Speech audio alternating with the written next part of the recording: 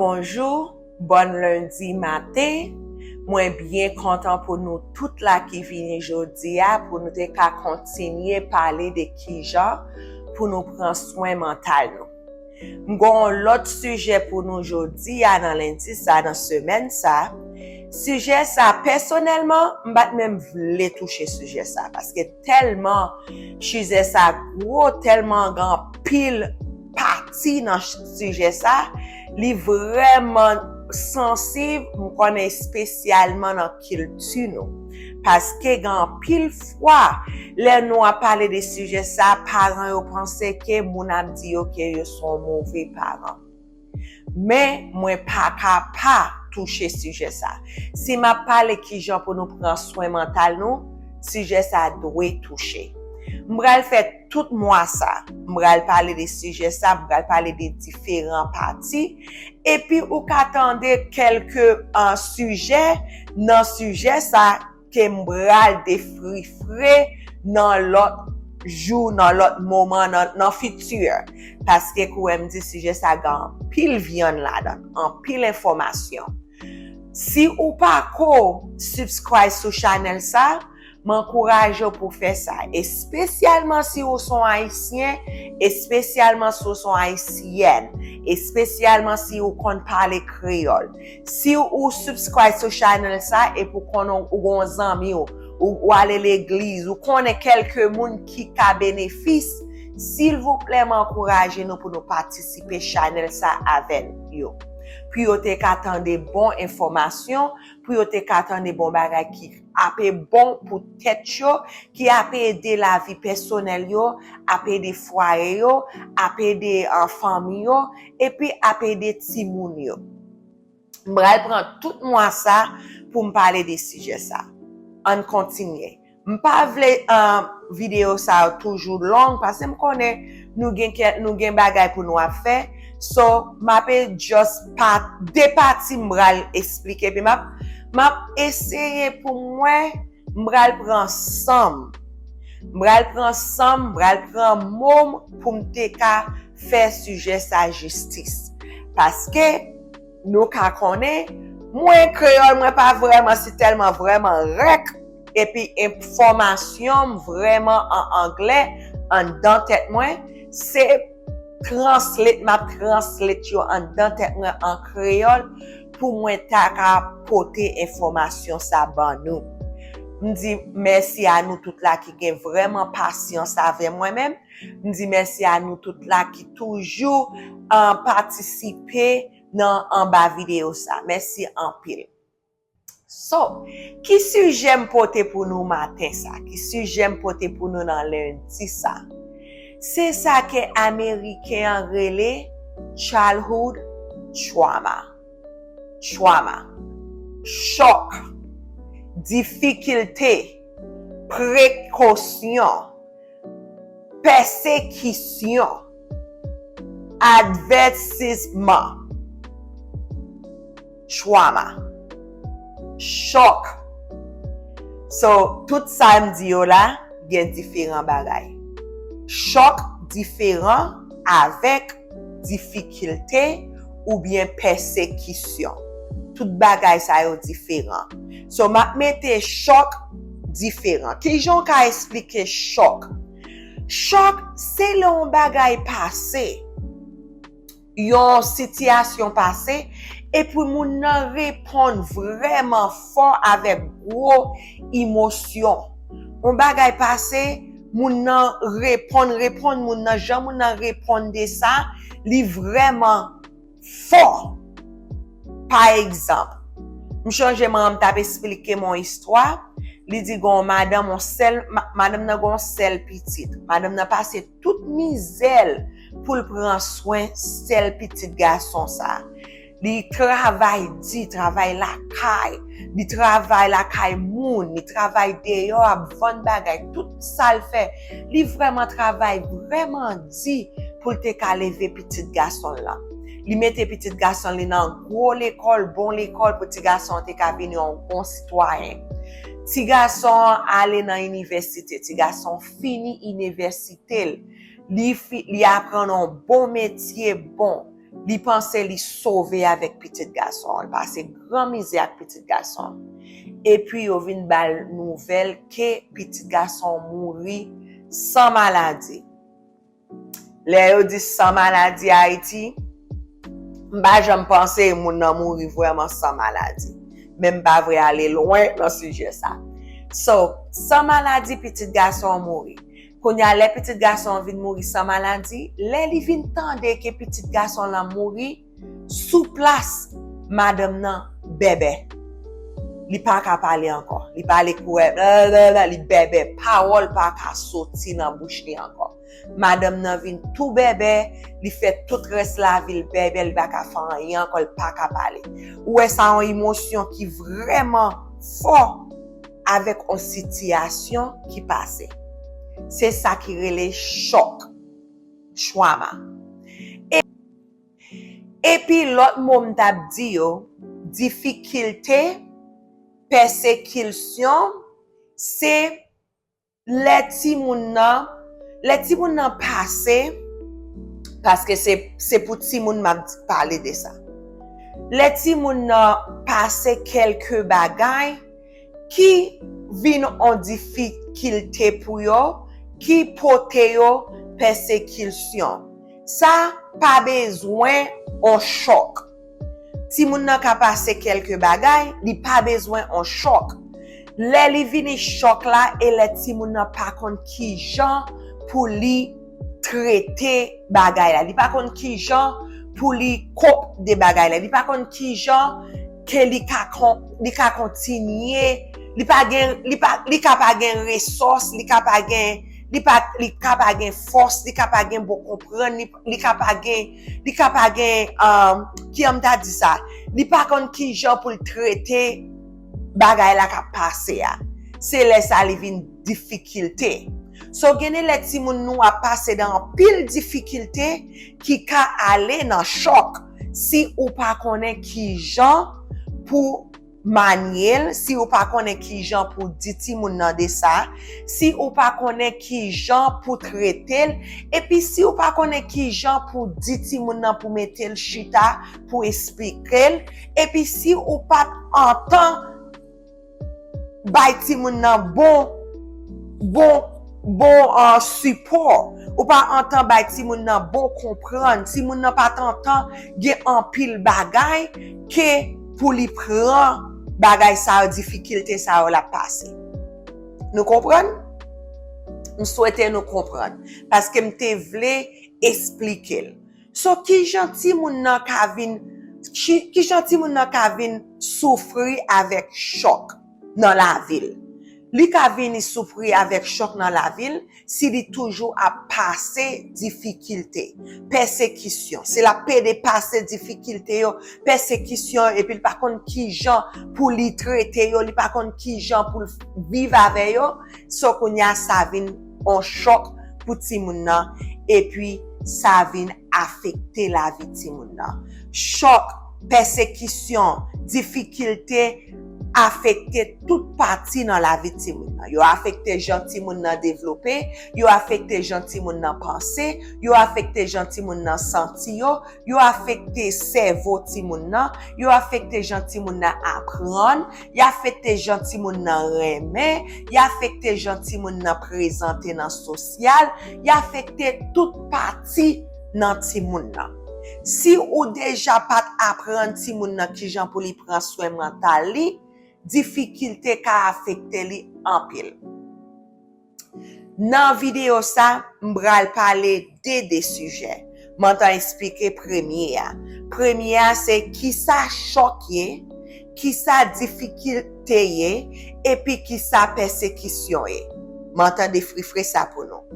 Deuxième partie dans vidéo ça, c'est qui ça qui qualité difficulté, persécution, choc que ti moun nou ka affecté, ka expérience dans la vie.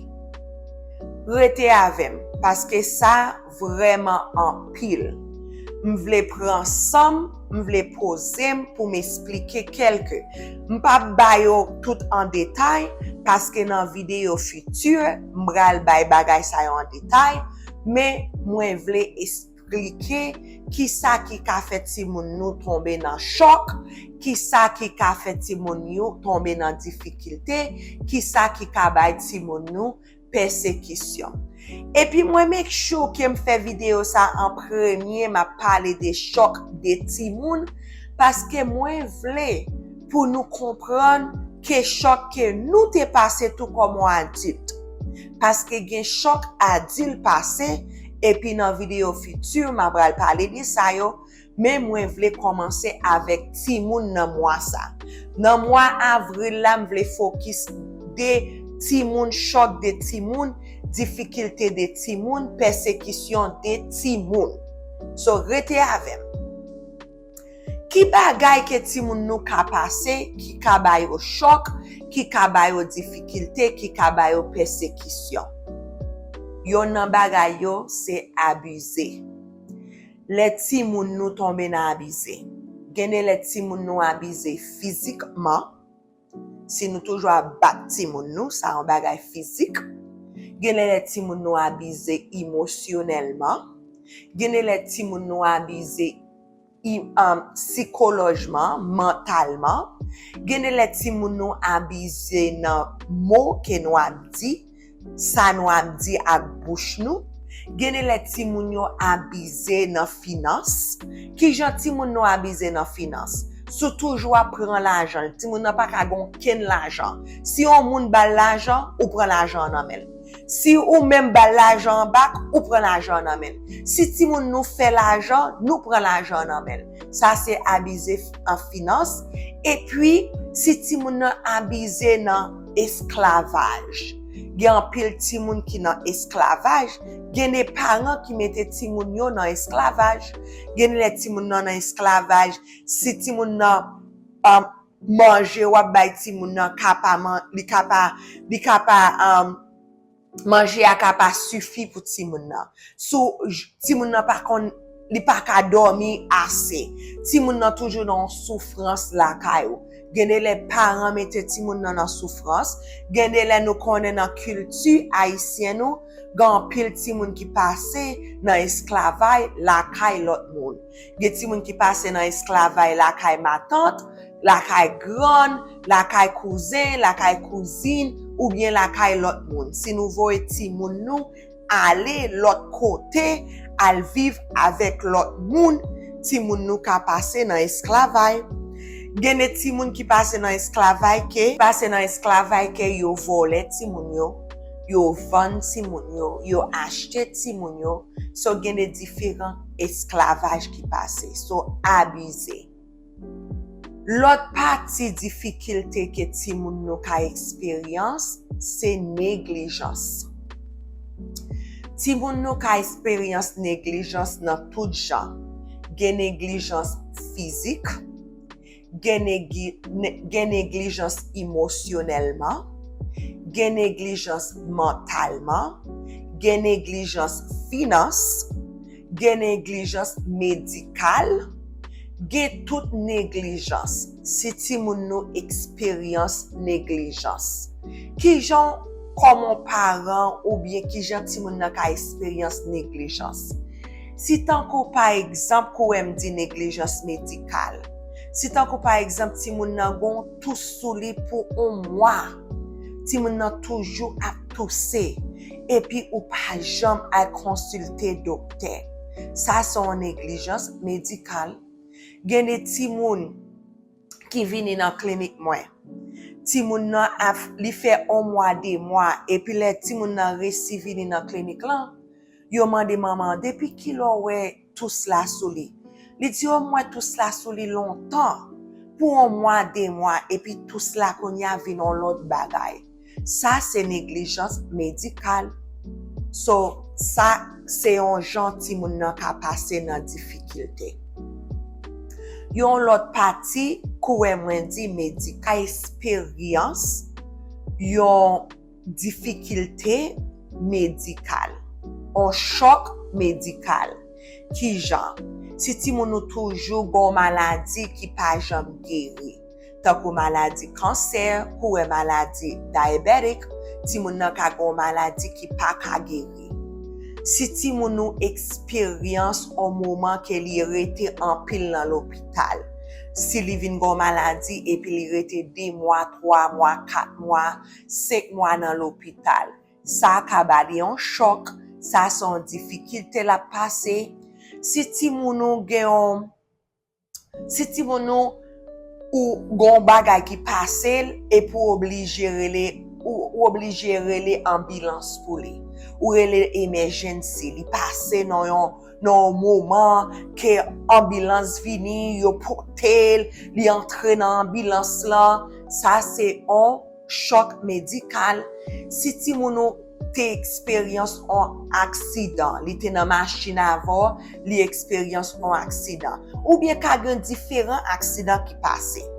Si ti moun nou passe ou bien li te al fè yon surgery, li te doué aller pour li fon surgery de yon maladie. Ou bien si ti moun nou expérience un gros douleur. Li ka expérience un gros douleur dans l'estomac. Ou ka wè ti moun piti, m'te gon un patient, li te vini dans clinique là parce que li ta poate ventre li ta fait mal en pile. Li te gen 3 ans. Ventre li ta fait mal en pile et puis l'el bral dans toilette là, tellement li te expérience gros douleur, li ta bral wate, dada l fait mal, ventre li fait mal. Maman la kembe men la crié. Depuis les salvin passé ça li expérience ça, li pa vle aller dans toilette encore. Depuis elle gen wate, li commence crier, li commence vraiment triste, li commence expérience avec gros douleur parce que li te passé ça. So gen difficulté ti moun nou ka expérience ça ka venir on choc, ça ka affecter la ville. Ki l'autre bagay encore? Gen de bagay si ti moun nan expérience bagay nan ki a passé nan kay. Ki bagay ki ka passé nan kay. Si tanko par exemple ti moun nan expérience divorce, et spécialement ce divorce là c'est un bagay qui vraiment difficile. Si ti moun nan expérience pa gen l'argent la kay. Si ti moun nan expérience li parent perdi kay. So qu'on y a parents perdu quand c'est pour y vivre avec l'autre monde ou bien pour la vivre dans shelter ou bien pour la vivre gen ti moun qui obligé à vivre à parents yo dans machine, gen ti moun qui expérience que parents yo a vivre avec yo dans store, gen ti moun yo parents yo a vivre avec yo en bas monde yo vinn pa gen kay. Si ti moun nan vinn expérience bagay qui passe dans kay. Si ti moun nan expérience tankou ou perdi job ou pa gen l'argent nan kay la. So bagay ki a passé nan kay. Ou bien parents yo vin gen problème avec l'un l'autre. Parents yo ap jouer l'un l'autre. Ou bien maman papa a bat ou bien papa a bat maman ou bien maman a bat papa. So yo expérience on bagay kon sa ki a passé nan kay. Ou bien gen yon famille yo qui juste mouri. Même s'il pas juste, ou bien famille yo mouri, ou bien un monde qui vraiment close avec yo, ou bien yo expérience yon famille yo, un monde qui cher avec yo qui allé dans prison, que yo arrêté yo. Même gen ti moun si quand ko police vin nan kay la, si tant ko police vin nan kay la yo arrêté yo. Ou bien on bagay économique, et spécialement qu'on y a bagay qui a passé avec président qui gagne en États-Unis, un bagay ti moun qui a expérience que parents yo, famille yo a déporté, tout bagay ça un bagay qui a passé économiquement, ça un bagay qui a passé dans le monde là. Ou bien dans pays. Gen ti moun qui expérience la guerre. Gen ti moun qui expérience réfugié. Gen ti moun qui même expérience puis yo vini dans l'autre pays. Ouais? So bagay sa ka un bagay qui difficile pour yo, en choc ou bien en persécution. Gen des bagay qui a passé qui dans environnement qui ka vin un choc pour ti moun nou. C'est qui ça qui a passé dans l'environnement qui a vin un choc pour nous, pour ti moun nou. Gen moi-même moi était dans Florida, gen des bagay qui a passé qui naturellement kouè hurricane, kouè fire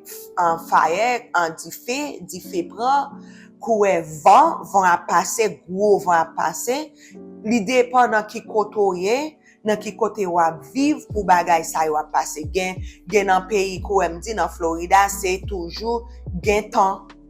Toujours gen temps. So si ti moun nou expérience temps pour la première fois, ça ka vini un gros choc pour lui-même. Gen dans l'autre pays, moi connais kankou nan New York, c'est gen en pile nuage. Ti moun nou expérience en pile nuage pour la première fois. Ça ka un temps difficile pour yo et puis ça ka vini un choc pour yo qui ka emparer la vie yo. Okay? Et puis qui l'autre bagay environnement qui ka moi ka di ti moun nan ka expérience. Si ti moun nan gen expérience la aller l'école, si aller l'école gen ti moun qui a bat li ou bien gen ti moun qui a ennuyel. So gen chose environnement que ti moun nou ka expérience qui ka vin un gros choc dans la vie yo.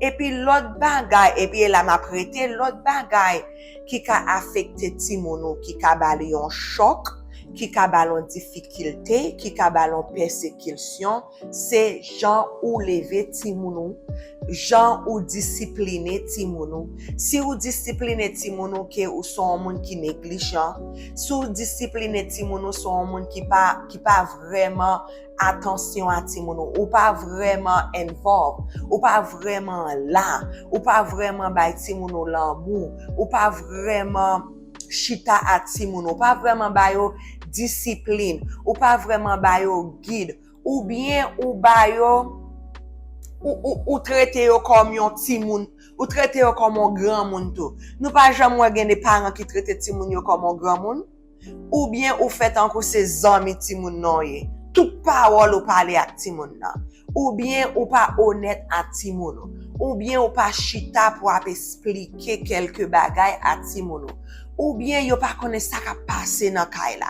Ou bien gene le ou leve ti moun vraiment sévère, vraiment contrôlé, ou toujours tant qu'on contrôler toute bagay dans la vie ti moun. Ou contrôler qui qualité zami pour le faire, qui gens pour le manger, qui rad pour le mettre, qui gens pour le faire tête li. Ou vraiment contrôler, ou vraiment un parent qui vraiment strict, ou un parent qui quand qu'on met ti moun nan vraiment dur.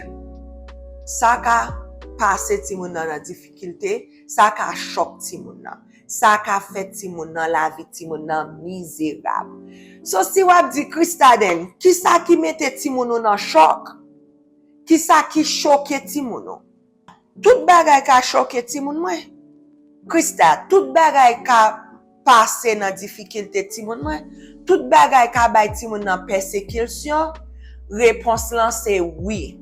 Nan yé en bas ciel bleu ça qui pas ka choquer ti moun. Tout dépend que qui gens ou aider ti moun nou prend soin mental li. Qui gens ou aider ti moun nou prend soin physique li. Qui gens ou aider ti moun nou prend soin émotionnel li. Qui gens ou même ou prend soin pa pour te capable parce que gen des bagay qui choque ou même et puis ou vinn paraître li jon ap leve ti moun nou. So c'est make sure pour aider ti moun nou qui jan pour yo prend soin mental yo, pour yo pas choquer, pour pas quitter en pile bagay qui a passé dans la vie a choquer yo. Par exemple, ma prend exemple pour nous. Par exemple, kouè moi te dit que ti moun nan qui gon un ti moun qui bon pour un exemple vraiment simple. Un exemple ti moun nan gen on maman qui mouri. So ou même qui papa, c'est pour connaître Ki jan mwen bral adrese sa avek ti moun mwen. Ki jan mwen bral dil ke maman l mouri. Ki jan mwen bral explike l de la mort. Ki jan mwen bral pran soin tet pam pou mte ka pran soin. E pi sou konen gon bagay ki a pase ti moun nou ki bral chokel, ou konon pa kon ki jan pou pote sa de ti moun nou, chache ed. Gen tout ed de yo. Parle avec un thérapeute. Parle avec docteur ti moun nan. Parle avec pasteur. Parle avec un lot zami. Parle avec moun. Li un livre. Chache ed pour konen ki jan pou pote nouvel la. Parce que kou m di pa ganyan an ba ciel blessa ki pa ka choke ti moun nou, mais li dépend ke ki jan fel. N'importe bagay ka choke ti moun nou. Okay? C'est là moi fini avec vidéo ça. Nous toujours fini vidéo nous avec une dose qui genre pour nous prendre soin de tête nous. So m'après ouvrir dose là pour nous. Comme dit, si ou pas ko subscribe sur channel ça, moi encourage pour aller subscribe parce que dans moi ça nous aller rester dans sujet de choc, difficulté, persécution. Et puis, dans moi, ça, c'est pour Timonio, m'a prêté focus. So, qui ça, celle que ça dit pour le moment, je dis, hein? Oh!